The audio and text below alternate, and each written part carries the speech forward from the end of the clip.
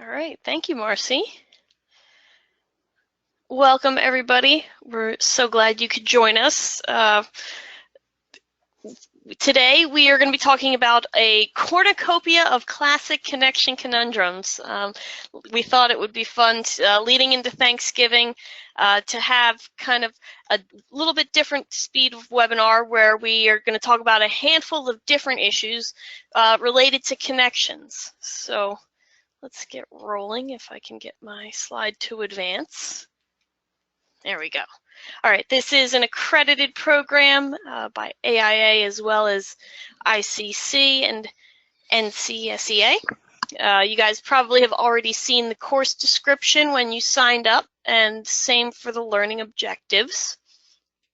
So I won't spend too much time on those. So we're going to start with a poll. This one is an easy one. There's no wrong answer. We're just going to ask, what's your profession? All right. There you go. So usually, as if you've been here before, I give about 30 seconds or until about 80% have you, if you voted. So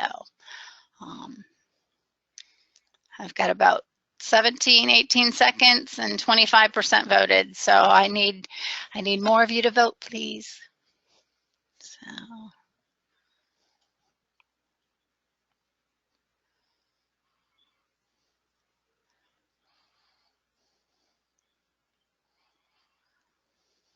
All right, I know there's a lot of you, so it may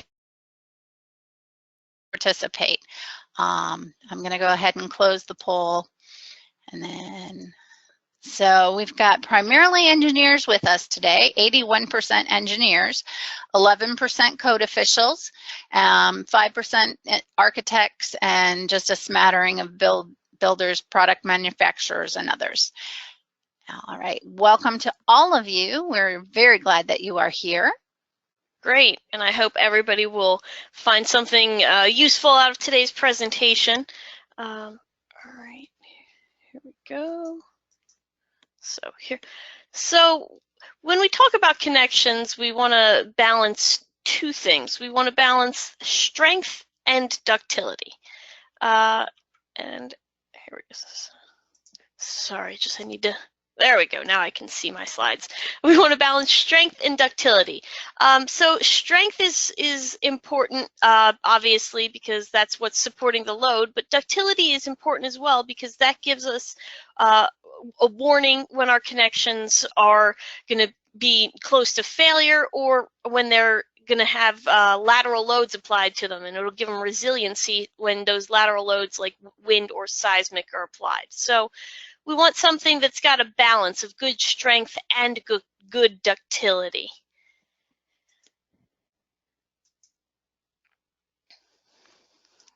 So we don't want our connections to be brittle, like peanut brittle, right?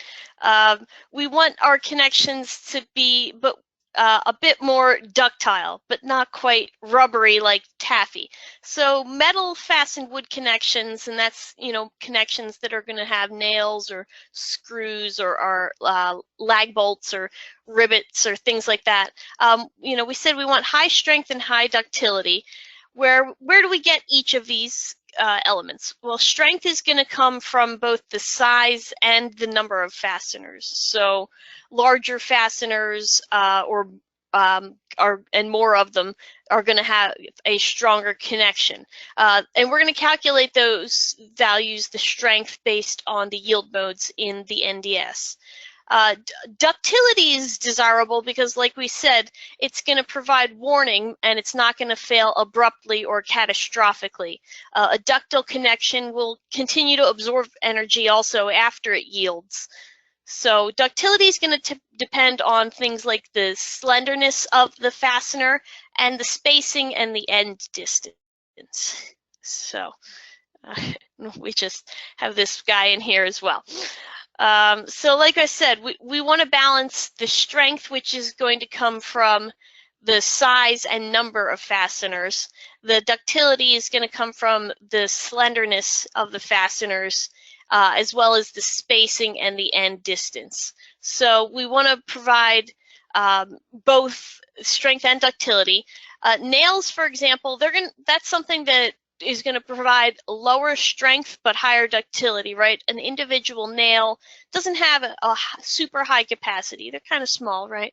But when we have multiple nails, that interaction gives us more strength, and we also get more ductility.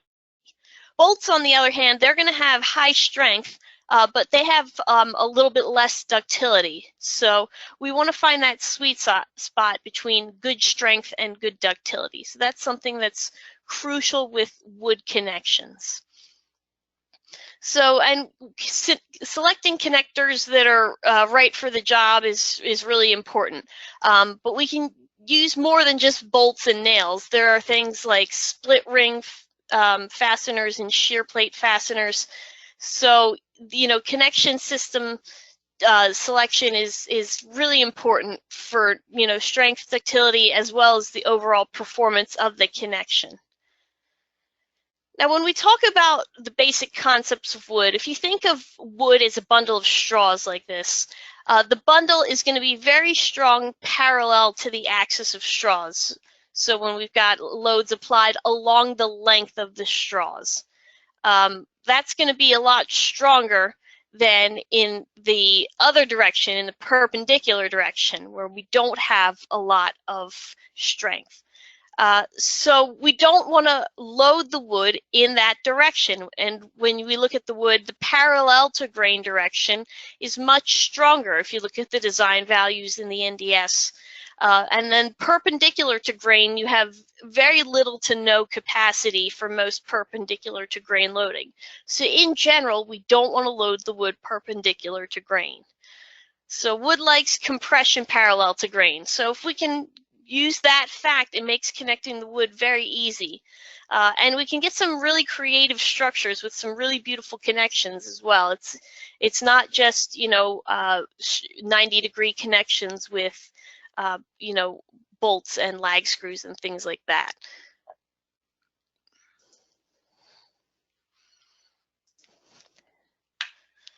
So again, you know, we've got examples here of some arches and some glue laminated members here that have taken advantage of the way that the wood likes to carry the load, which is going to be parallel to the grain. So again, taking advantage of what wood is good at will allow you to exploit the best sides of the wood. So when we use mechanical fasteners, the best way to use them is to keep them small and use lots of them. So this is going to allow us to spread the load out. When we start concentrating loads, that's going to lead to splitting. So we don't want to do that. So if we have the choice, we'd rather have multiple smaller fasteners rather than just one big fastener.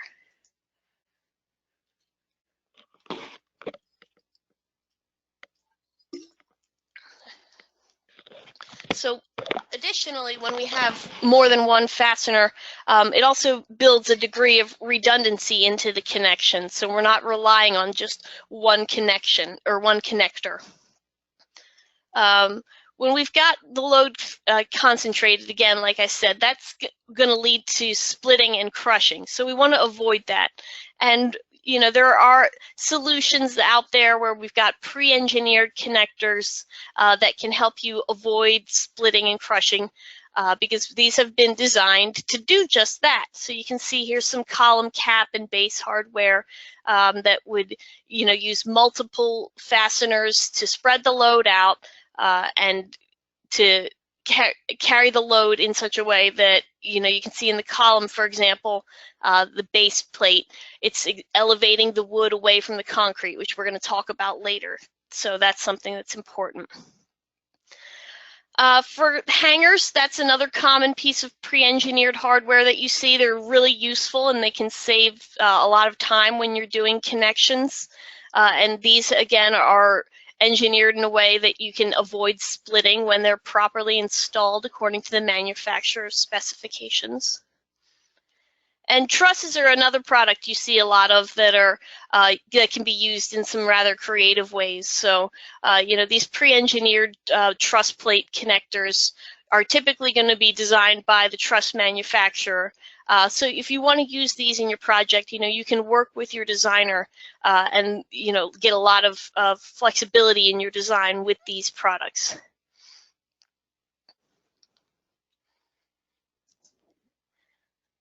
So getting into another topic when we talk about connections is local stresses in fastener groups. Now, we talked about how it's good to have more fasteners that spread the load out. But if we go into the NDS, you see in Chapter 11, we've got this requirement where we have local stresses where we have multiple fasteners need to be checked. One way of checking those local stresses is Appendix E. You can use other, engineering mechanics principles if you desire, but Appendix E is one way of complying with these local stress checks. So when you go into Appendix E, you can see here we've got some different limit states that we need to check. So when we have closely spaced fasteners, through testing, we've learned that where we've got a group of closely spaced fasteners loaded parallel to the grain, the capacity is limited by the wood failure at the net section or tear out around the fasteners. So it's not actually the fasteners that are failing, it's the wood failure that's failing. So we need to consider those wood failure mechanisms that would not necessarily be picked up in our yield mode equations. So when we have our properly spaced fasteners, when we increase the spacing between the fasteners, we can get a lot more capacity, we can get a lot more ductility, even when we have less fasteners. So spread the fasteners out. So when we go into Appendix E, we have 3 different limit states that we have to address. So we check net tension, row tear out, those are the first 2. And then on the next slide here, I'll show you guys group tear out. But what I want to say about Appendix E is, the capacity of these connections, again, it's going to be limited when we've got closely spaced large diameter bolts, for example. These row tear out and group tear out, these can become the limiting capacity check for these wood connections. So you do need to check them. They are very important to check. Again, so net tension and row tear out are included, as well as group tear out. And then when we've got a note here, when we have spacing between outer rows of fasteners, where we've got this paralleling member on a single splice plate, you have to be less than or equal to 5 inches. So that means that the distance from here to here, if you can see my cursor, from this top yellow line to this bottom yellow line has to be less than or equal to 5 inches if they're going to be on the same splice plate. So these are not new provisions. They've been in the NDS since the 2005 Appendix E, and you can check these out on our website as well if you need to.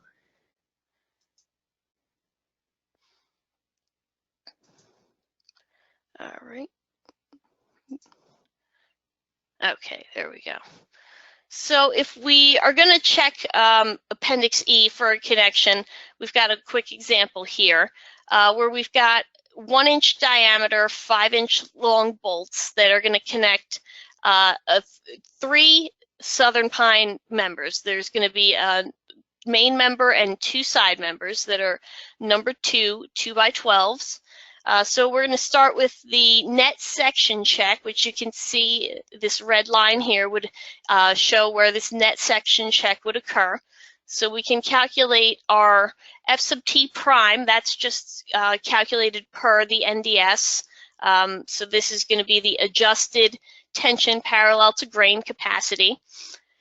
And then we have our net section area for the cross section is 13.7 square inches. So we calculate our Z sub NT prime based on those 2 values, and we get a capacity of 7,706 pounds. And this does include 1/16 oversizing for the bolt hole. So that's our net section capacity check. So next we want to check row tear out. So we're assuming that we've got 3 fasteners in each row. Our F sub V prime, that's going to just be our adjusted shear strength.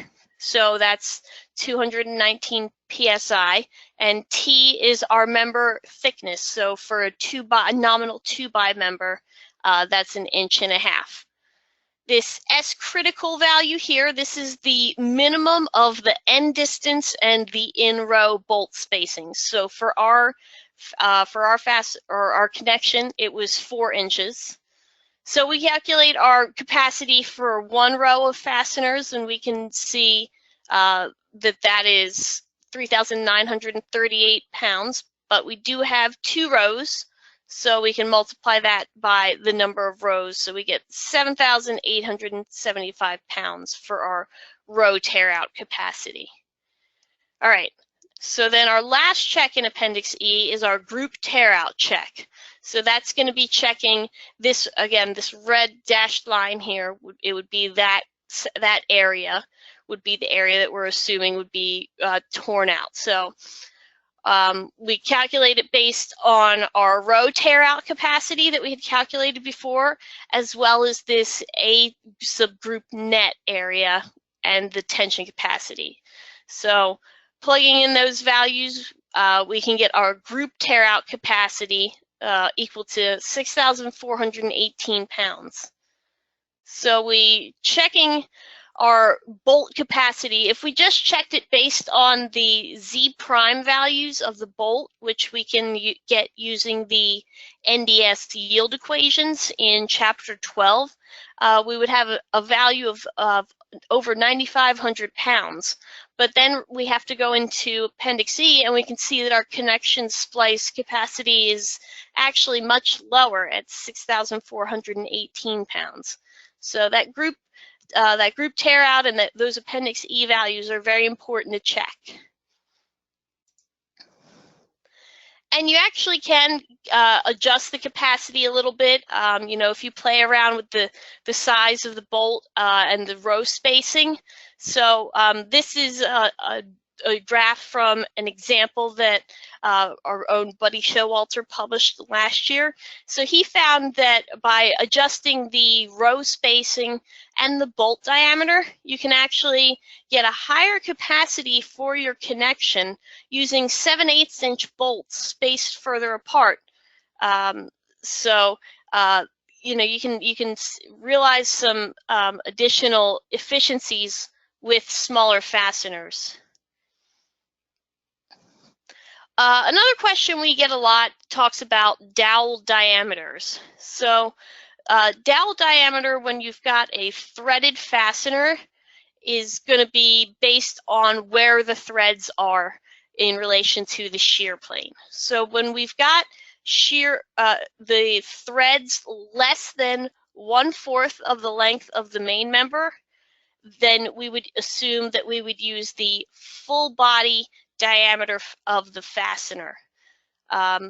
So that would be, you know, regardless of which side, you know, of the connection is the main member.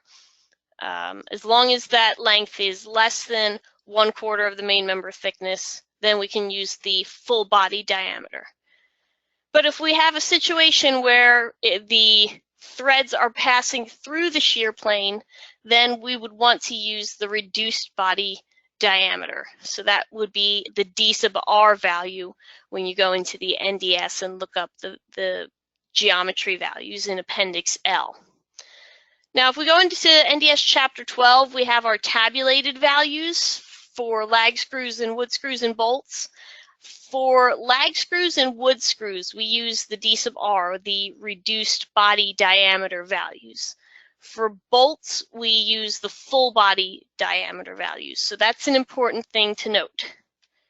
So if you have, for example, a bolted connection where your shear plane is passing through the threads, you would want to go ahead and double check that calculation and make sure that it represents your actual connection. So, all right, we're going to take a break from me talking for a minute, and we're going to jump into our next poll. So I'll give it over to Marcy for this. All right, so local stresses in connections using multiple fasteners are required to be checked. Is that true or false?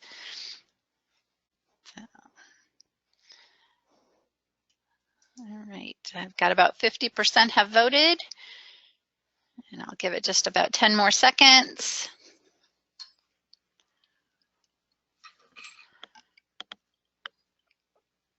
All right, and I've got about 80%. That's awesome.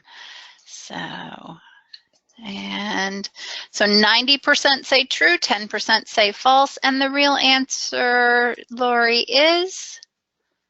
All right, the real answer is true. So the bulk of you got that. So local stresses in the multiple fastener groups, that is what Appendix E addresses. So it is required by the NDS, like we said, and you can use the principles of engineering mechanics to check that. And then Appendix E is one way to satisfy that multiple fastener local stresses check. So we do want to check those. All right, now what happens when we have fasteners that are not included in the NDS tables? There are other fasteners out there, obviously, and one way of getting design values for those fasteners that are not in the NDS is use of an evaluation report. So you can see here in this table, for some of these values we've got, listed in the NDS, and that's an acceptable use. But there are some proprietary products out there that you would need to check the evaluation report that's been developed for the design values. So it is allowable per the IBC to have an alternative material that's not explicitly called out in the code. And as of 2015, you do have, when your building official does not approve an alternative material, they do need to provide in writing the reason why that material was not approved. So that's something that's new. So you can use alternative materials that are outside the code.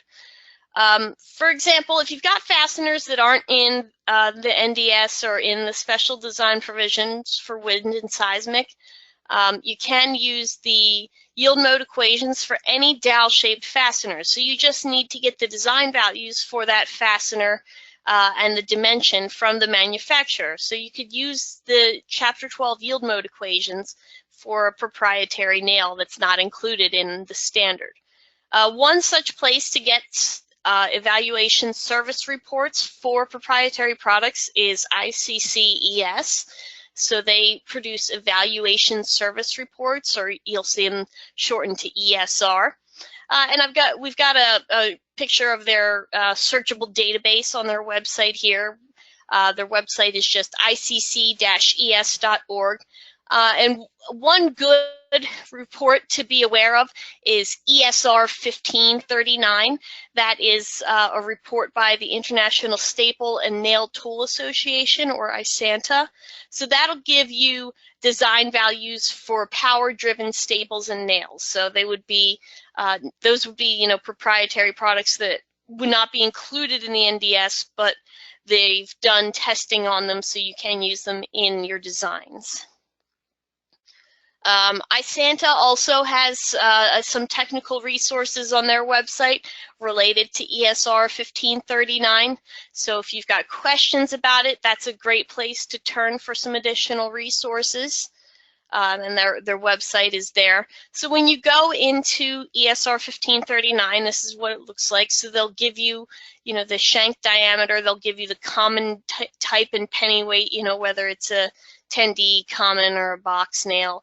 And again, they've got the different fastener dimensions that you will need for the various calculations that you would do in NDS. So this is really useful when you're using something that's not necessarily in the NDS, but we've also got, again, in ESR 1539, these would be your values for diaphragms. They would have some similar tables in SPIDWIS, or the special design provisions for wind and seismic. So these would be similar to the values you would see in the wind and seismic standard, and the table setup is even similar. So it's not unfamiliar to many of you, so it just provides an additional source of information for fasteners that might not be in the standard.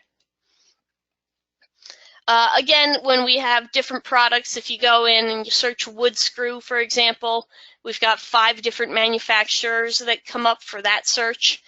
So you can search by the manufacturer, you can search by the actual product name if you know that. So this is a really useful resource for some of the different products out there. All right, here we go.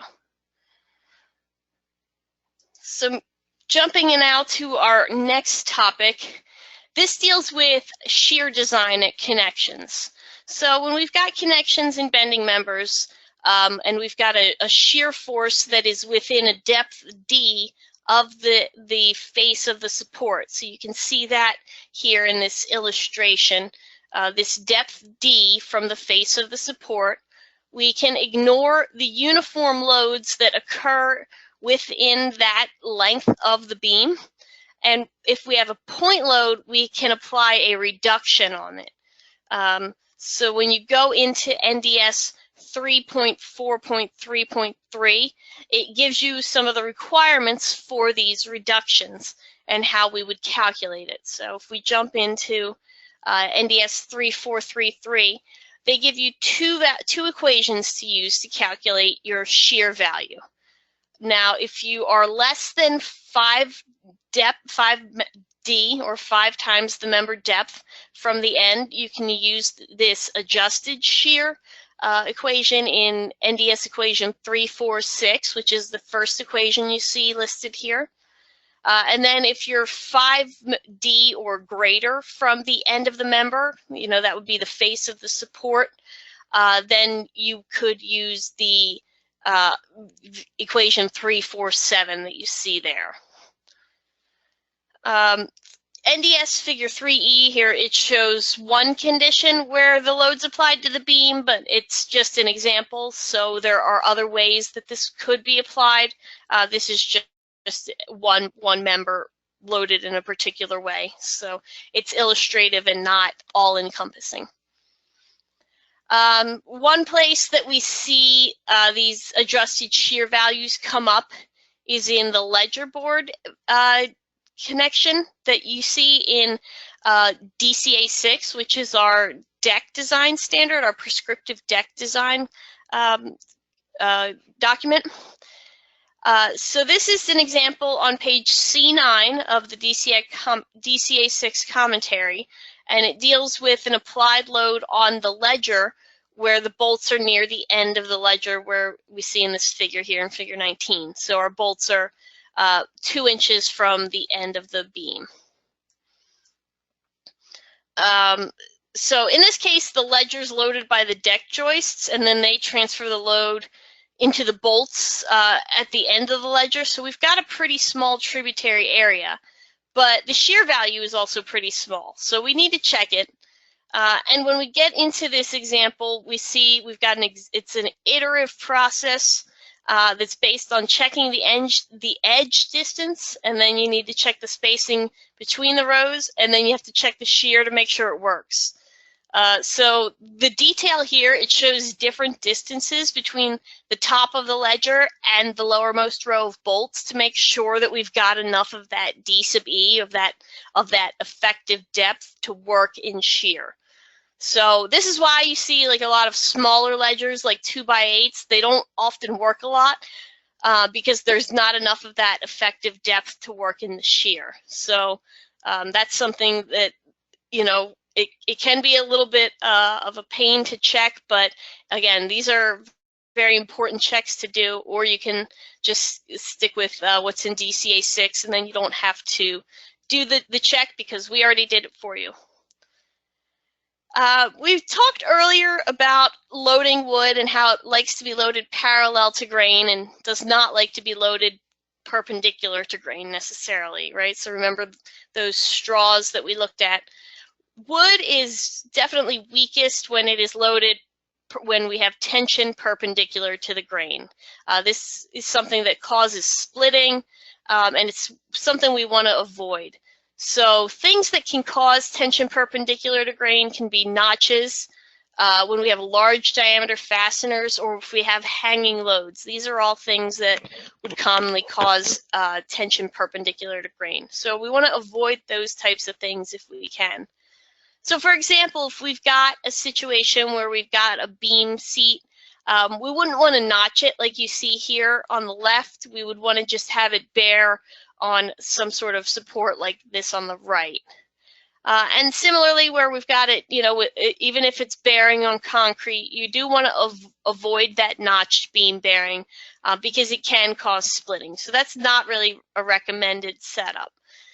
Instead, you know, you'd really want to have it bare on the wall. You know, there's some sort of connector there to accommodate the full depth of the beam.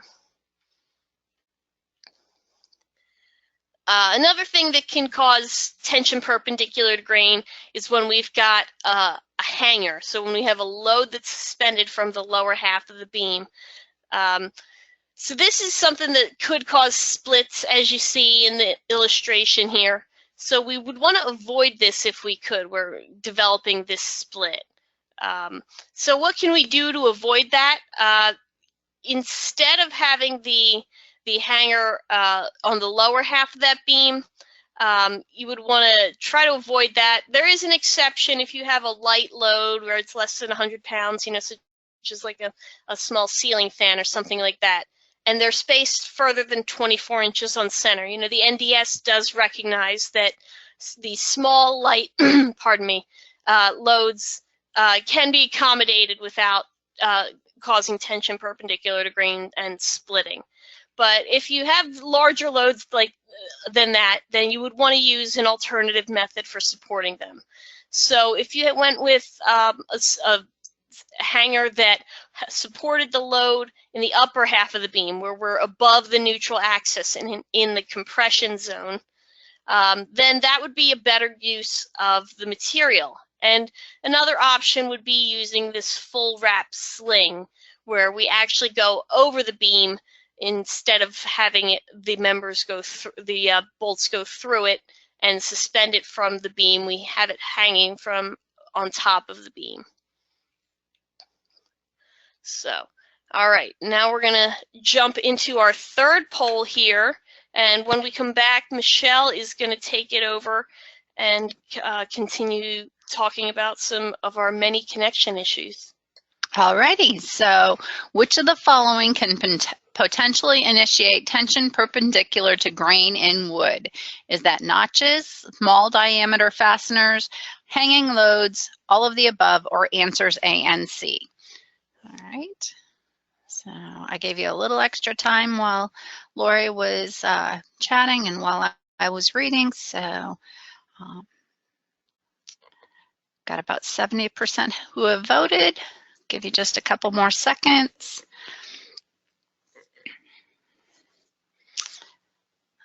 All right, so I'm going to go ahead and close it and share it. All right, so let's see.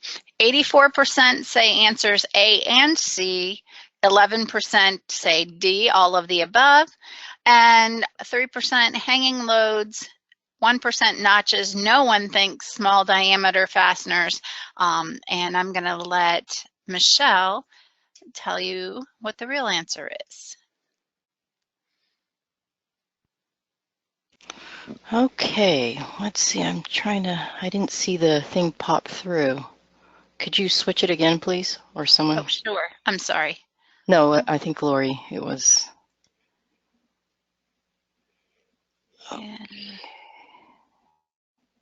Yeah, I show that you, there we go. Okay. Okay. Okay, thank you. Okay. Okay, now let's see. Let's see if my screen's popping through. Waiting for next. Okay, there it goes. Okay, thank you, Marcy. And the answer is, drum roll please, A and B. Question, which of the following can potentially initiate tension perpendicular to grain in wood? And so we have notches and hanging loads, as Lori had presented in the previous portion of the presentation. Okay, now we're going to get into some detailing requirements, and really when we get into details, it's really helpful to understand all of these aspects related to wood. One of them being that, one, wood is a natural material. And as you can see from these examples, we have trees that have been around for a lot older than people in the audience, I'm sure. I mean, obviously we're not going to have people 2,000 years old or 3,000 years old in the audience, but trees and wood have successfully resisted the elements of the environment and have withstood and structurally sound trees in the environment. And it's understanding, knowing what to look for in our connections and how wood responds to different environments is how we can have success in our connections. So wood, like other hygroscopic materials, moves with a varying environments.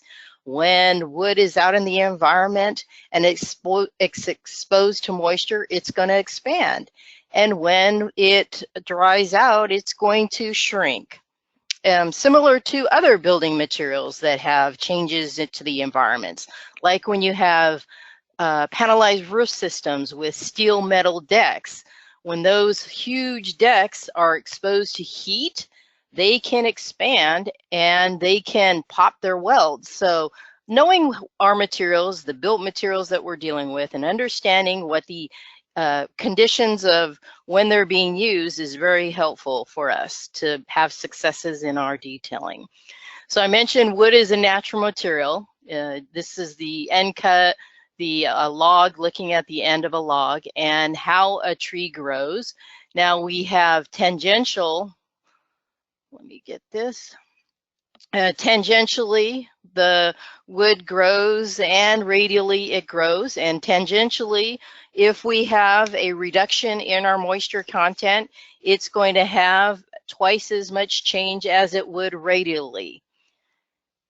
And here's another one. When we look at, if you imagine this would be a joist, say, and another just graphic example of the average change in moisture and what we would see. So tangentially, we would see a change of twice as much. That's the depth of the joist. If we position this 90 degrees and it was bearing on top plates, we'd see twice as much shrinkage as we would to say if it was a 2x6, we would have a 1.5 inch dimension. We'd have half that amount of change if there was a change in moisture content. Now this is a better graphics because a rule of thumb, a really good rule of thumb is for every 4% change in moisture content, we would get 1% change in dimension.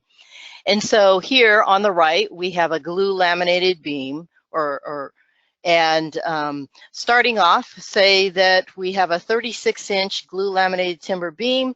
We have going from 12% to 8% in moisture content, that's 4% change. We would have a 1/4 inch depth of shrinkage in our glue laminated timber beam. And then similarly with sawn lumber. Now this says green, so we're up about 23 to 25% moisture content and then 8% when it started off, when it shrinks down. So we're going to have about a 3/4 inch change if there was that big of a change in the moisture content. Now we need to understand this when we're dealing with our connections, and to accommodate for this change in moisture content, we have a wet service factor, the C sub M. So starting off, if we have now the what would you call this, a mustard color, which represents fabrication of the moisture content at fabrication. And then we have a brown for in-service use, the moisture content. So when both the fabrication and the in-service use are the same or below 19% and below, then we're going to have a moisture wet service factor of 1.0. So we're not penalized at all for any change in the moisture content. And then if we have a situation where it's fabricated, where it's very saturated, and then in service, it's also above 19% moisture content, then we are seen some reductions of as much as 30% for our lateral load. That means we're doing shear design, or our withdrawal load. Withdrawal in lag or wood screws only is 30%. Now for nails and spikes, we're going to be penalized even more, of up to 75% wet service moisture content. And then when we get into perhaps a saturated condition when it's in service, and then, when it's fabricated, and then when it's in service, it goes below that and dries out, then we're penalized even more in our lateral design of up to 60% with our wet service factor. And then it does not affect the withdrawal load for lag screws and wood screws, but we're still also at 75% for our nails and spikes. Now let's look at that and some little idiosyncrasies related to the size of the fasteners, which Lori touched on a bit in her presentation in the next slide. So for this last portion here, when we were talking about this fabrication and in service, going here, so fabrication above 19%. So that means we're saturated when it's being fabricated above 19%. Then in service, when it's out in the building and it dries out, instead of having this 60% reduction in our lateral loads, our lateral capacities, if we use fasteners that are less than a quarter of an inch, or equal to or less than a quarter of an inch, then we're not penalized at all. That's because we have smaller fasteners, we're spreading them across the surface of the member, and it doesn't affect the capacity of the fastener as much as if we had larger diameter fasteners. So this is one of the advantages of using smaller diameter fasteners. So that's if we also have one connector, then we still have, we don't have to be penalized by 60% if we only have one fastener. Also, if we have two or more fasteners all in the row parallel to the grain of the wood, then we don't have to take that reduction as well. Now, the last detail shown here, if we have two rows of fasteners, but we're not confining them with a steel plate connecting the two, then we also don't have to take that reduction in our the 60% reduction. So some little things to think about, all these that can help when you're designing your connections. So now we're getting into what can we do to mitigate some of these issues with moisture. Here's something that I've seen more times than, I've seen this out in the field, where we have a detail shown here where the cantilevered beams, glue laminated timber beams, are cantilevered out and they're exposed to the environment. Now think about it, what Lori said about straws, and imagine the straws are parallel with the cantilever and they are out and they're all exposed. Think about what straws are used for. They're used for siphoning up water into wherever that is going. So that is similar to wood products, where the end grain is exposed. That water is going to be whipped up into the end of that wood member. So this is not a good detail. Nothing that protects this wood member, and nothing that helps redirect the water. The other thing to think about that isn't shown on this slide is we also want to make sure that we're specifying the right product when it is exposed to the environment. So you can specify a wood product that's of a natural decay resistant type species, or better yet, or you can specify preservative treated wood. So two things. Natural decay resistant species or preservative treated wood. Now here's a better connection where we would see these members are cantilevered out, but the end of the wood member is protected with some flashing. And then on top of the wood member, there's some flashing also to redirect the water. And then also with the end cap here on the wood member, in addition to protecting it, if some water does get inside there, there are some weep holes that allow the water, excess water that does happen to build up in there to drain out. So keeping the end protected, and then also if water does get entrapped in there, allowing it to drain out. Now here's an issue where these are actually from arched glue laminated timber beams that are arches that are exposed to the environment. Water drains down and then puddles up into this, I would call it a bucket, where there was no weep holes, no flashing to redirect the water so that it doesn't drain down into that bucket, and then again, no weep holes to allow the water to drain out. And Lori mentioned about the distance between the outermost bolts. And one thing I would point out is that this is mentioned in Chapter 12 of the NDS, where it talks about 5 inches between the outer bolts. Now, there is a workaround on that, and what it states is that the outermost fastener shall not exceed 5 inches unless special detailing is provided to accommodate cross-grain shrinkage of the wood members. Now, in this case here, imagine if this was, say, 8 inches between the outermost bolts. Well, what's going to happen is when that shrinks down, those steel plates are going to restrain it and not allow it to shrink down. However, so one thing that can be done is to provide vertical slots. So that could be the special detailing where you could have more than 5 inches between the outermost bolts that allows for that beam to shrink down and the movement so it's not restrained in place. Another detailing is to just not provide that restraining of the plate and separate them, provide a gap so that they do. And obviously that's going to depend on the capacity that you need in your bolts to transfer whatever loads, et cetera, et cetera. So this is a better detailing or providing vertical slots for those bolts to move. Here we also see a detailing where we have some glue laminated timber columns, and then rather than have the actual glue laminated timber beams sit on top of the columns that could add a plane where we could have some shrinkage, this engineer thought outside of the box and actually took that equation out of the whole height of the building by taking the depth of this beam, if you can see, and taking it out of the equation and just posting up from that column to provide another location where the other column can be in place.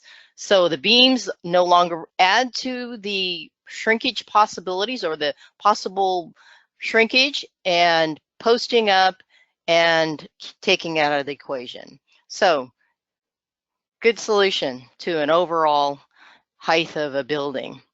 Here's another one where we have 2 bolts at the top and the bottom, and imagine this looks like it's more than 5 inches, but what happens if this beam wants to shrink? Well, it's restrained at the top and it's restrained in the bottom. And in this case, what happened is when it did shrink up, the bearing, it shrunk up such that it was no longer bearing in this on this bottom part of the connection.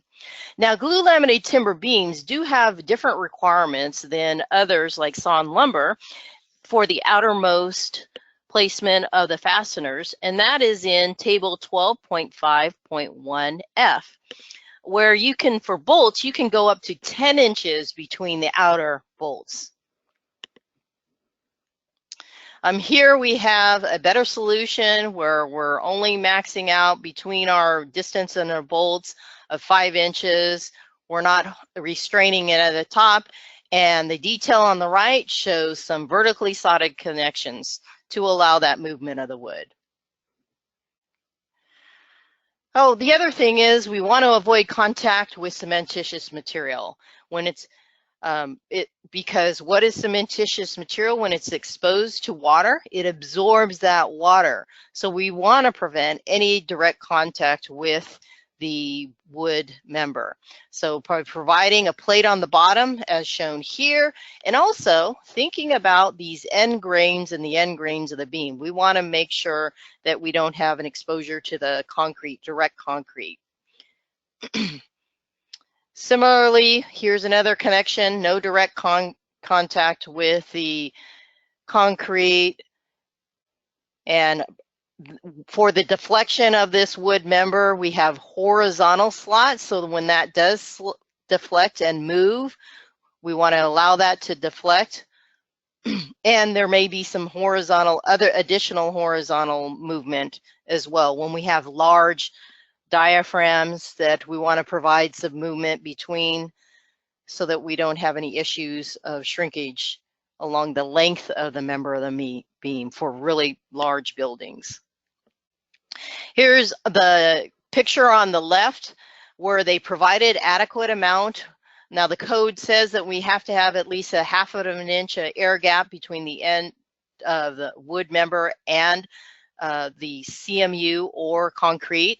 Here they actually did provide a 1/2 inch gap, but someone went in and said, well, you need to have some dry pack in there. And so they required them to put dry pack in there. And what is dry pack? That's cementitious material. And then there should be an X there. First, they did it correctly. And then by putting the dry pack in there, that eliminated that void and could cause issues later on. So that's where the X is. Similar with the detail on the right, you can see that there's not a 1/2 inch air gap between the glue laminated timber beam and the column and the CMU. Here's another one where we have no weep holes here. This acts like a bucket. The water drains down in here and puddles up and can cause some issues that can result in decay. Here's a better detail where we allow that wood member to be away from the concrete and then it's separated, better detailing.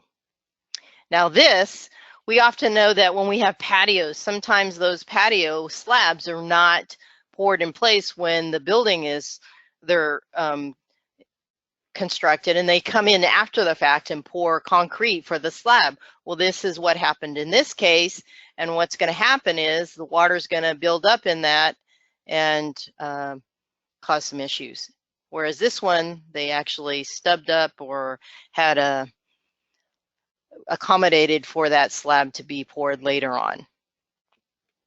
So here's another poll. Marcy? Sorry about that. I couldn't find my control there. So, all right. So good design practice of connections for wood should consider which of the following: use small diameter fasteners, stagger closely spaced fasteners, avoid direct contact with concrete or masonry, avoid tension perpendicular to grain, or all of the above.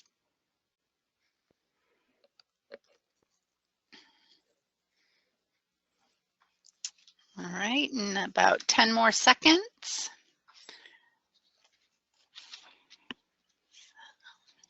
And I've got about 80% of you.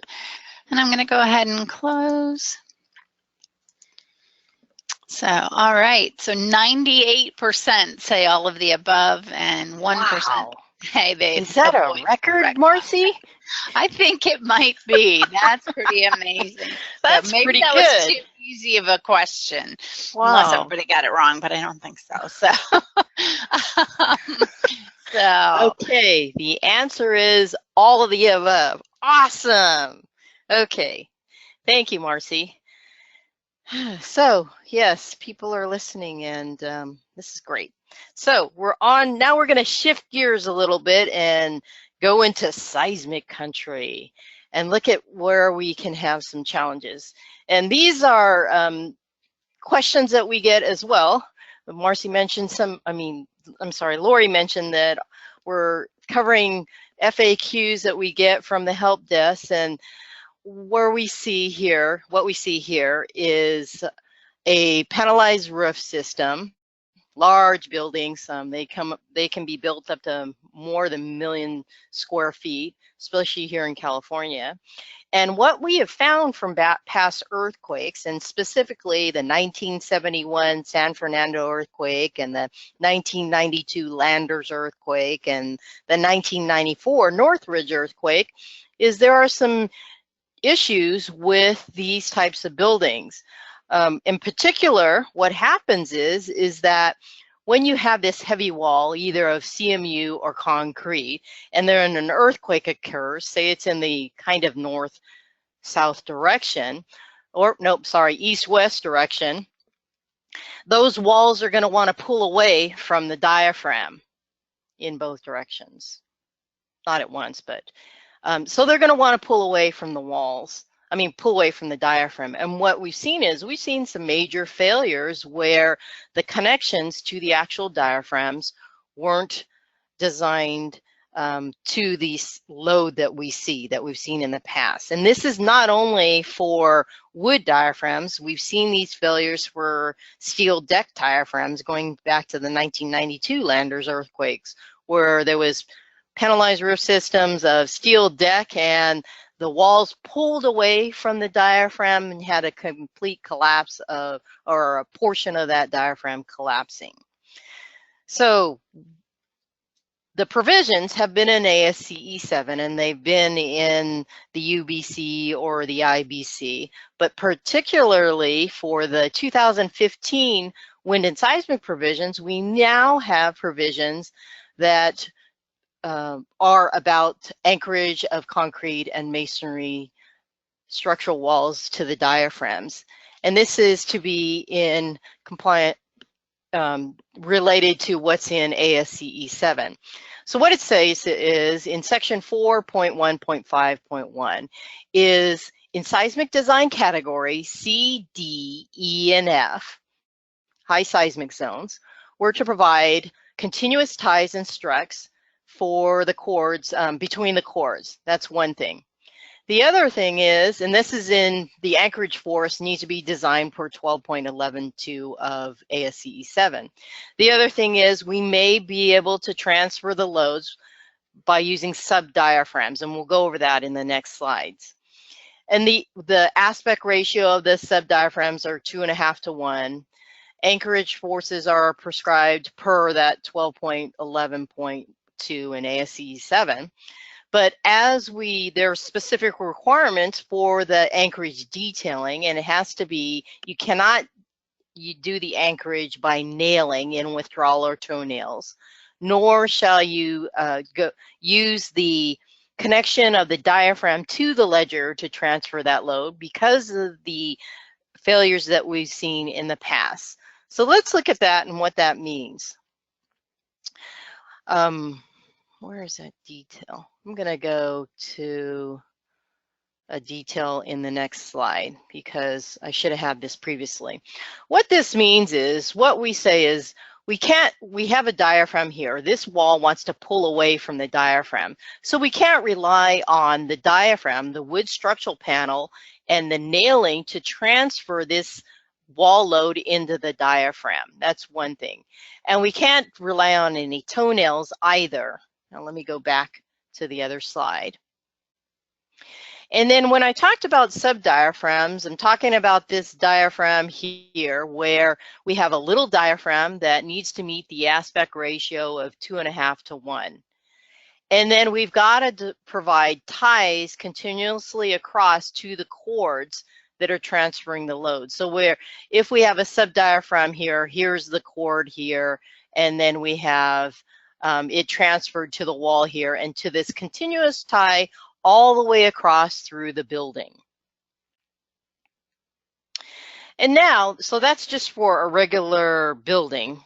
Now, when we get into irregularities of buildings, ASCE 7, 12.3.3.4 And again, this is for an irregular building, not for a regular, normal, rectangular building. If we have an irregular building, say if we have a re-entry corner in our building, then some special detailing is required and requirements of overstrength when we're designing the connections. So what it states is seismic design category D, E, and F. And sorry, I'm getting an error. And what it states is that we need to design for a 25% increase for one, the connections of diaphragms to vertical elements and collectors. So we get questions related to this when we're talking about connections of diaphragms to elements, vertical elements. But the second one also says the collectors themselves need to be designed for a 25% increase, unless the exception is, unless you're designing for an overstrength force. And so oftentimes or not, you are designing for the overstrength force. So that would govern over the 25% increase. So coming back to this item 1, when we're talking about connections of the diaphragm to the vertical elements, we're not talking about the nailing of the diaphragm to the collectors. And let me show you what that is. And I'm sorry about that animation. What we see is, and I've got to go back to this picture here. Here's an irregular building where we have a re-entrant corner here. And we have a diaphragm, a big diaphragm and a little diaphragm. So in the north-south direction, why is the animation got wrecked? Okay, so in the north-south direction, we have here a diaphragm here and a diaphragm here. And we have a collector here that's dragging the load to this wall. And so that we don't have any issues with this having a smaller stiffness than the other diaphragm, and we want to tie this into the rest of the building. In the east-west direction, we have a collector here that will drag the load and tie it into this wall here. This is the area where we're talking about the 25% increase and connecting this diaphragm into this collector, into this ledger, and then this collector into this ledger. And let me go forward. And what we're talking about is, imagine this is part of collecting that load, getting it into this wall. Then this, yes, the bolts, anchor bolts would need to be designed for the 25% increase. But the nailing of the diaphragm to that collector does not need to be designed for a 25% increase. So that's the one question we get is, does the nailing, the diaphragm nailing, need to be increased by 25%? And the answer is no. And here we have a collector, say it's out in the middle of the diaphragm, it's collecting a load. That collector would need to be designed for the 25% increase, but the boundary nailing to this collector does not. And in more specifically, in a supporting information to support this idea is in the NEREP Seismic Design Technical Brief 10, which says that the diaphragm design forces for attaching of the sheathing to boundary elements are at the same level force as the sheathing design, boundary nailing, whatever, even when the boundary elements themselves are required to be designed for a higher force level. So the collectors need to be designed for 25%. So in other words, collectors 25%, boundary nailing, no.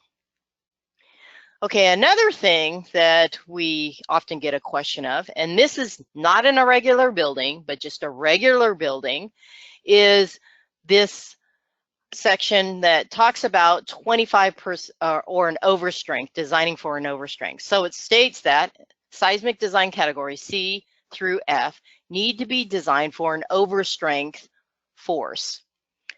But there is an exception for all wood buildings. This exception number 2, in structures or portions thereof based entirely of light frame shear walls, collector elements and their connections, including connections to the vertical lateral resisting systems, do not need to be designed for that overstrength force. So we have an all wood building, The collectors, the nailing of that, do not need to be designed for an overstrength force. And there may be various reasons behind this, and that is, one, when this actually was developed quite some time ago, but wood buildings get a break because they've performed very well in the past earthquakes in all wood building. They hadn't had any catastrophic failures with the collectors. And also, wood members themselves, the design values are based on a very low percentile estimate of the overall strength. So that's another reason possibly why we are allowed this advantage. Another reason could be because the connections of the elements have a significant factor of safety for the bolts, and the lag screws in particular have a high factor of safety. So all of these are oh, one more thing is nails, they don't have as high a factor of safety, but when we're connecting with nails, that's a very ductile system with nails. Even though they're lower strength, we provide a lot of them, and they add ductility to the system, as Lori mentioned in the beginning of the webinar. Okay, so, oops, I just did the answer. You didn't see that. So Marcy, do we want to do this real quick?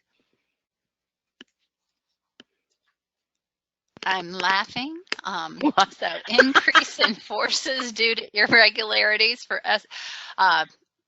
You told me what that was, and now Seismic design code. Seismic design, D through F structures applied to the diaphragm nailing. True or false? So 50% have voted. We're almost done. And I don't know how we're doing on time here.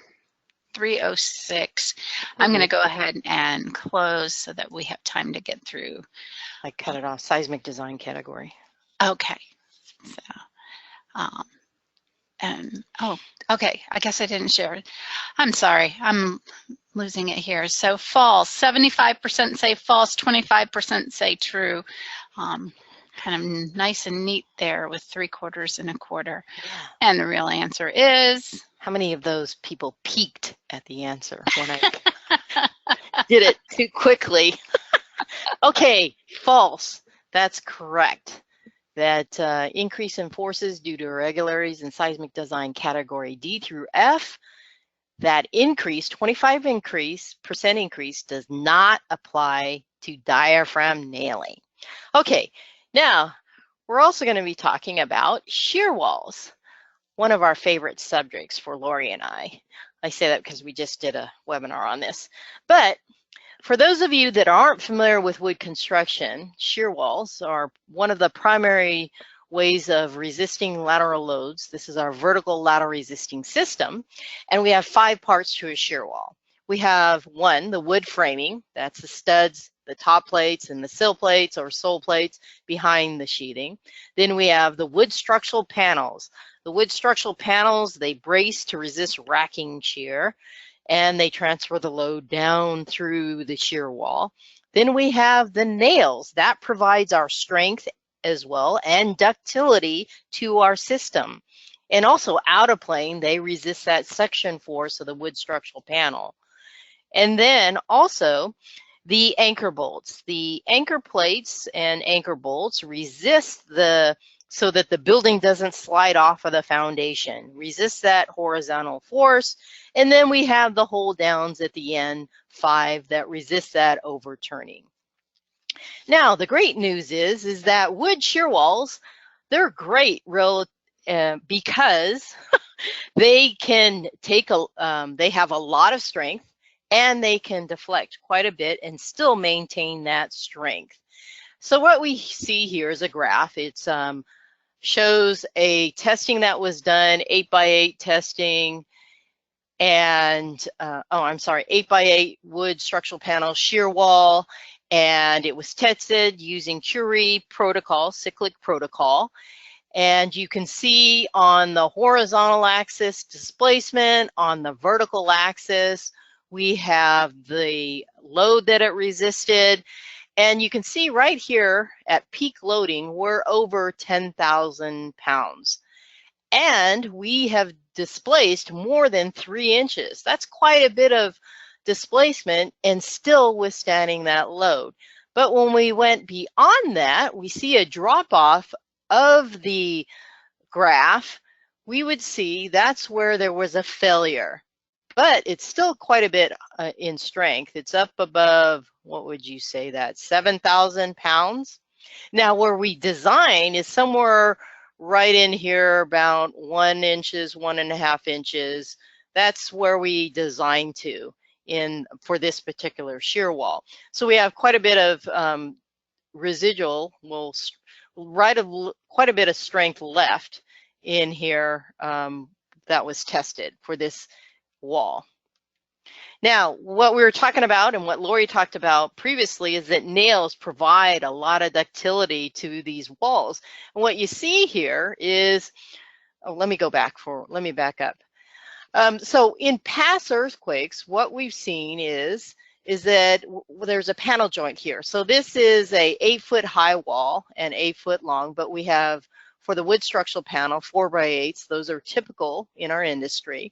And at the panel joint, you see here, we've got 2 2x here. Well, when we were in past earthquakes where there was only 1 2x, there was some issues because we were edge nailing 2 rows of nails here. We've also seen issues in the sill plate in past earthquakes. So we'll come back to that in a minute. But as a result of this one testing, what we see here in the left picture, you see nail yielding at the adjoining panel edges. And then at the sill plate, we see nail yielding and then the head pulling through the wood structural panel at the bottom of the plate. But you're thinking, oh no, it failed, or maybe you weren't. Anyway, this is really good failure because it's a ductile failure and it's a failure of the nails rather than, say, a splitting of the 2x members or a splitting of the sill plate. So this is where we want the failure to be, is in the nails, the connections in the steel of the members. So I mentioned the adjoining panel edges. You can see here where we in the past had some failures at that joint. If you imagine this shear wall rocking back and forth, we're going to have some stresses here where we have 2 2x. And that's where we've provided some additional detailing because of what we've seen in the past. Now this, you might want to put this note on your notes. It says shear wall 3x requirements. The 3x requirements are what we're going to talk about here, where we have adjoining panel edges.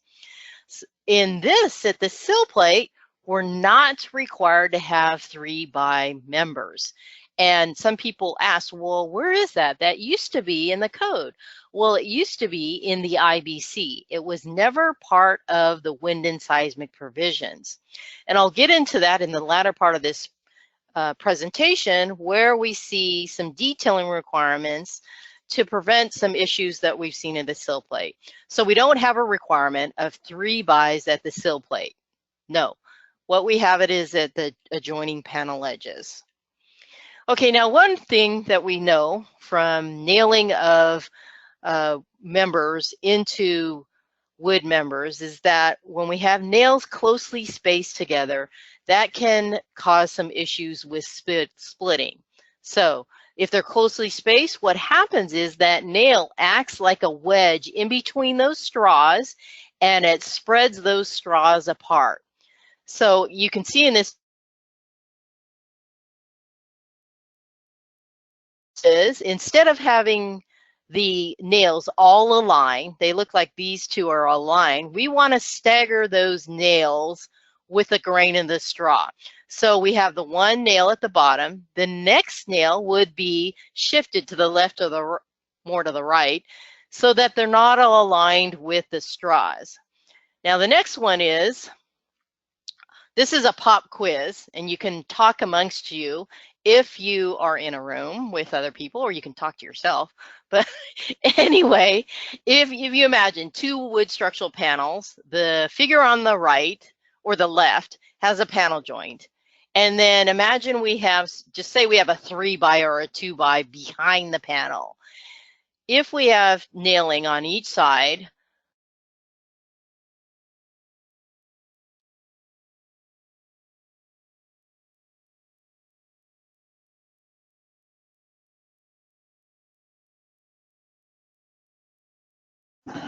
Michelle, I think we lost your audio there. So if you can hear me, you may need to call in and participate by phone. I'm looking at the dashboard and it looks like your mic just went out. So let me pick it up there for you. If you can go ahead and advance, or just leave that there while you get connected. But what Michelle? So that, yeah. Okay, there you are. I think I'm hearing Something you again. happened? Yeah, you had cut out. So you're back. So go ahead and finish up what you were talking about on that particular slide. Okay. Huh. I wonder what happened. Okay, so She was out for a good portion though. So I wonder if you could back up a little bit. Oh, I gave him the answer. Okay, where did I, so the pop quiz, okay, pretend you didn't see the answers. We have panel joints in the middle of each of these details. The question is, which of these is staggered, and what is the framer gonna know what staggered is? The one that's out pounding these nails. So we have a panel joint in each of these details. There's a 3x or 2x behind the panel. We say our nails that are 3 inches on center is staggered. Of these, and you already saw the answer, the one on the left is not staggered. The one on the right is staggered. Okay, sorry about that. I didn't know the audio was out. Thanks for telling me. Okay, to nail this home, or sorry, to give you more information on why this is to stagger the nails. This causes splitting. That's closely spaced nails on a line, all in line with those straws. And then the one on the right is offset. It's staggered. So some engineers have actually incorporated that detail on the drawing to communicate really what does it mean to be staggered. Okay, there are some requirements in the wind and seismic provisions because of these challenges with closely spaced nailing, and we want to prevent those members from splitting. And one is in footnote 6 of our shear wall table, which talks about where we have wood structural panel shear walls on both sides of the wall. We want, and let me go. The next one is where we have our nails at less than 6 inches. This is a better picture of it, of what we're trying to communicate. So on the left side, we see panel joints being staggered. So if you have your nailing at less than 6 inches on center and you have wood structural panel shear walls on both sides, we want to offset those panel joints so they don't land on the same 2x member, or we can land them, have the joints align on the same member and provide 3x blocking. Now, the accuracy of this, you may just want to specify 3x blocking because we're not sure where the framer is going to install those panels. Now, the good news is, I know there are some areas of the country that you don't have 3x members readily available. We now have some provisions that permit 2x to replace the 3x. And that's shown here for the common framing members. Also in shear wall systems, we're allowed to substitute 2x for a 3x. And there is some commentary to show the requirements for connecting those 2x together because we want to continue that load path across those 2x and make sure they're connected adequately together. So we have some related to the section 4.3.6.11 and then also commentary, if you don't have the commentary, in the shear wall portion of the wind and seismic provisions. And we want to design that to transfer that load. Now, in addition to if we have wood structural panels on both sides of that wood framing, double-sided shear wall, there are some other requirements that may require 3x member, and that is shown here. If your nail spacing is at 2 inches on center, if you have 10 penny common nails penetrating more than 1.5 inches and your spacing is 3 inches or less, or if you're in seismic design category D through F and you're your nominal shear capacity exceeds 700 pounds per linear foot. Then we're going to want to specify 3-bys or 2 2-bys to prevent any splitting to occur at that location. Okay, Phil Line, our seismic guru in AWC, was kind enough to provide this table, and all this was developed using the NDS, just using the equations in the NDS to figure out what the capacity of a 10-penny common nail. So this is a helpful table to give you some guidelines on sistering the 2 2-bys together. Now, the other last item that I'm going to go over with related to seismic or shear walls, this also applies to wind loads also, is what we've seen in past, specifically to seismic failures, is that what happens is when that shear wall rocks back and forth, what happens is that wood structural panel will apply an uplift force on that sill plate. And what happened is, after we've seen that from past earthquakes, AWC did some testing, some 50+ tests. And you can see the rig here that was used to mimic what was seen out in the field and an uplift force was applied, the wood structural panel was connected to the 2-by sill plate, and we've seen a failure shown here of some splitting in the bottom, which we call a mode A, at the bottom of the sill plate. And we can actually calculate when this would occur. But what we've also seen is, from past earthquakes, is a horizontal splitting, which you can see in the right picture. And that we didn't have a good way to predict or calculate when that would occur. So after various tests that went back, various testing, we found that, here's another example. You can see the splitting of the sill plate where only a round washer was provided. And doing various testing, going to our maximum shear wall, you can see here the sill plate, and this is with a 2-by sill plate, not a 3-by, but a 2-by, and the plate washer in place. The failure mechanism moved into the hold down, where you can see the SDS screws that connected the hold down. Oh, probably that's a priority. Anyway, the connection of the screws to using screws to the end member, the boundary member, that's where the failure was, which provides a ductile failure, which is good, and we didn't have a brittle failure in the sill plate. So that's where that detailing requirement came from. So we're allowed to use we're supposed to use, not allowed, we are to use a 3x3 by 0.229 steel plate. The steel plate washer can be slotted, so you can move that plate around. Now, if you're in a 2x4 wall, you're going to automatically meet the requirements of being no more than a ½ an inch from the wood structural panel to the edge of that plate. In a 2x6 wall, you're going to probably need to move that washer around, so a slotted plate would help because anchor bolts aren't always installed in the middle of the sill plate. Now, if you have a shear wall on both sides of the wall with structural panel, they can move that and alternate from one side of the wall ½ an inch away from the edge. The next plate washer will be from the opposite side of the sill plate, ½ an inch. Now, it's not if you don't wish to use those plate washers throughout your building, there is an exception to the rule where you can use the standard cut washers. However, the anchor bolts need to be designed to resist in-plane shear only. So in other words, for perforated shear walls, where we're designing for an uplift force, we're not allowed to use those standard cut washers because they are required to be designed for an uplift force. The hold downs need to be designed to carry all the uplift without any benefit of dead load.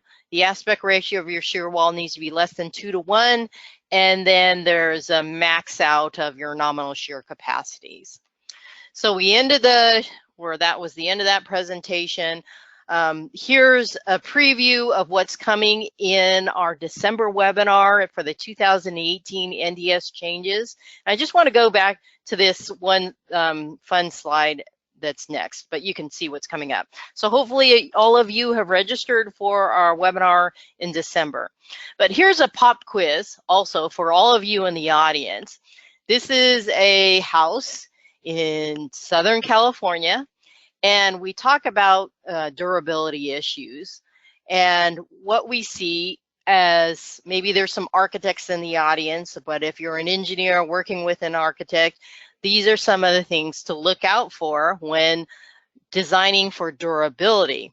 If you remember, I mentioned specifying a natural decay resistant species, providing preservative treatment. Well, here's a little detail looking at that top rail. And what we see is that top rail has the balusters, and then we have this 2x or 1x side member, and then this bottom portion of the rail. Now, what happens when water gets down in that rail? It builds up with water. So this is not a good detail because all that water is going to build up. There's no weep holes to allow that water to get out. And even though it looks like a nice detail, it was not. And in fact, that railing had to be totally rebuilt because of issues with water. The other thing, and you can see, this is a better detail, kind of giving you the same visual look, but not having that bottom wood member. And even though water gets in, it's allowed to drain out. Better detail. One more. These are the posts that go to the foundation. Now you can see this was built up so that if a slab was, and a slab was in fact, patio slab was built around. So they did do the proper thing by getting that post up out of the ground and not having the slab around, but they had some detailing architectural features around that post to kind of protect it, and they had caulking in there. But when that was opened up, you can see that that caulking didn't prevent water from building up with inside it. And a closer look, you can see, okay, so there's some decay issues, but looking in there, the stucco or plaster was covering that pedestal of a concrete that act as a ridge, and then water ponded up inside of that. So causing some issues with corrosion and decay. Now that we understand though, we're not going to be detailing like this at all. We're not going to provide that cover. We're not going to rely on caulking.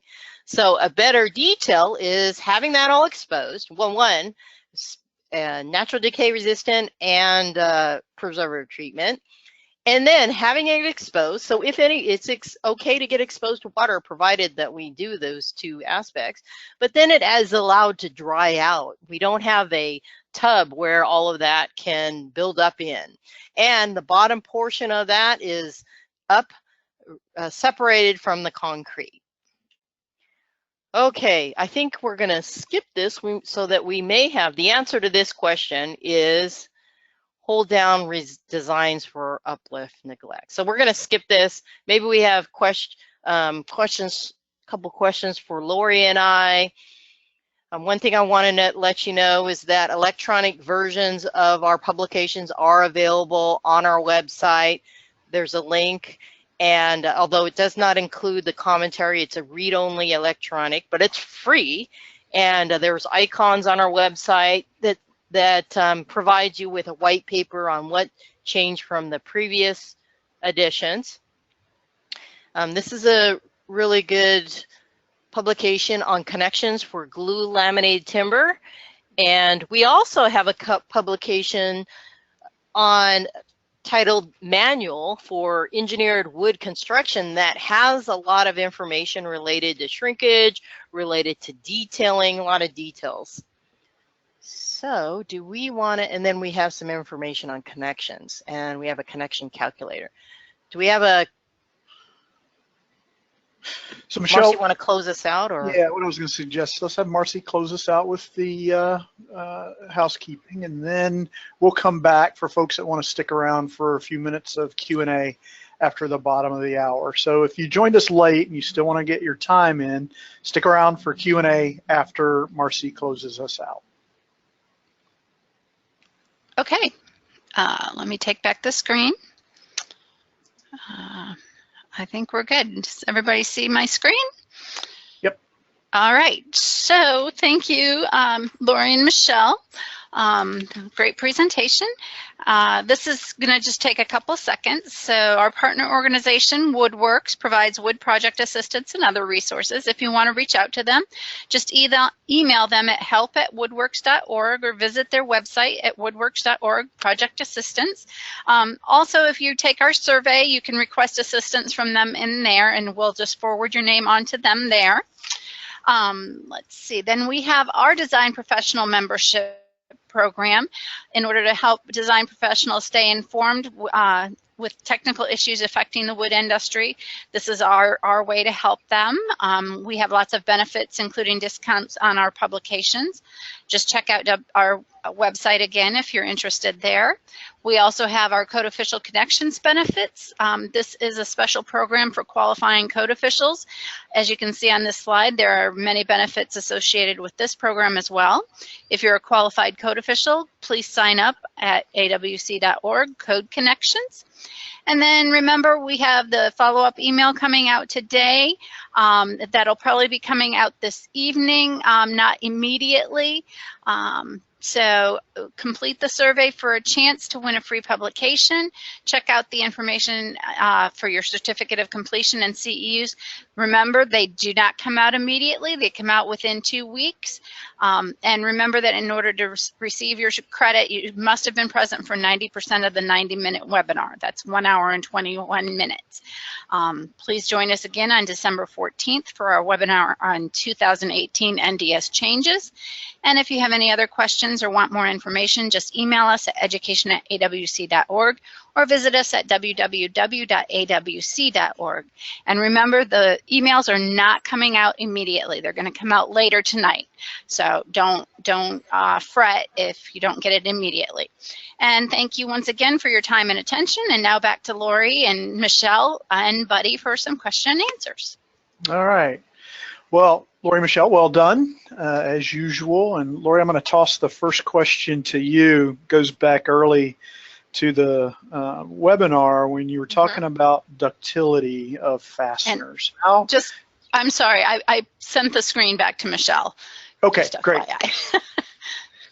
So, Lori, how do you build or design ductility into fasteners? Talk about that just a little bit more. Well, you can try to design for more ductile failure modes. So when you look at your yield modes in Chapter 12, if you have, something like a mode 3 or a mode 4 failure, those are the failure modes where you're actually going to develop a plastic hinge in the bolt. So you typically would see these for bolted connections, especially with like longer, more slender bolts. So something like that would be a more ductile failure mode than, for example, a type 1 failure where it's simply the wood crushing or yielding under the fastener. Yeah, and you mentioned bolts, but nails are definitely going to be mode 3 or mode 4. That's how our shear walls absolutely and provide all that ductility and energy dissipation. Okay, Michelle, there's a question about overstrength. For the overstrength exception, if a moment frame is used in a wall line, does the other shear wall line need to be designed with overstrength factors for the collectors? Good question. And I was able to get to the slide. Are you seeing it on your? Yes. It's not showing up. Oh, I saw it. Oh, you did? Because on my audience view, I'm having some technical exception to overstrength. It's there. Okay. You're good. Okay, there it goes. It was delayed.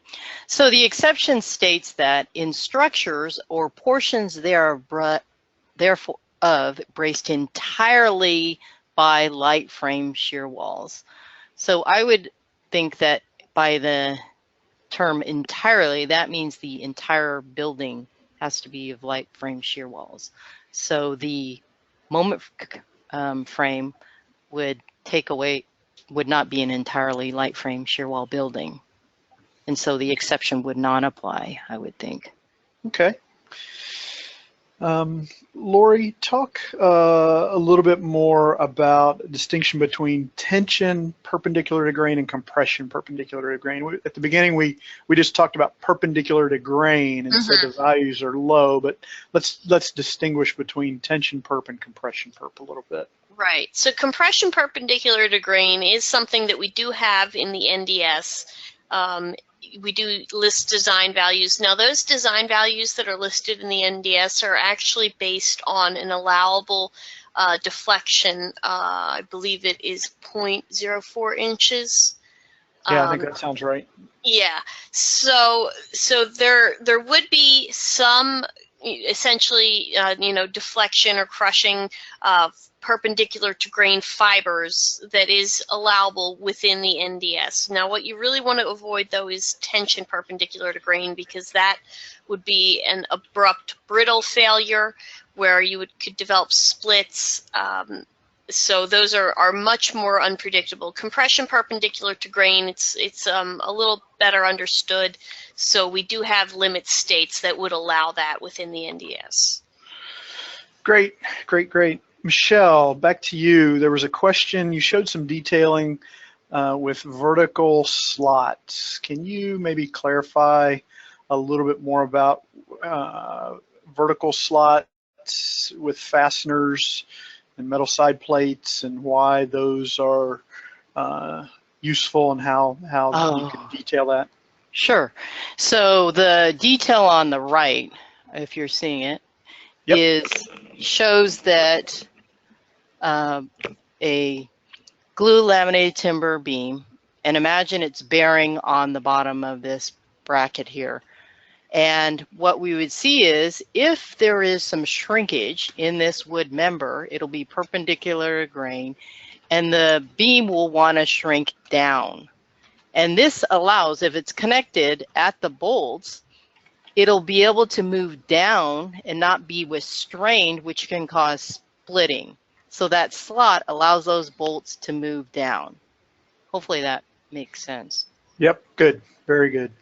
And related, Lori, we have a provision that showed up on one of the slides about that 5-inch spacing between the outer rows of fasteners. What's that all about? And can you maybe explain that a little better? Yeah. So that, let me see if I can find the slide for that in my slides. So that is going to be another one of those things that is done to limit tension perpendicular to grain. So we don't want that splitting to occur. So let me see, here we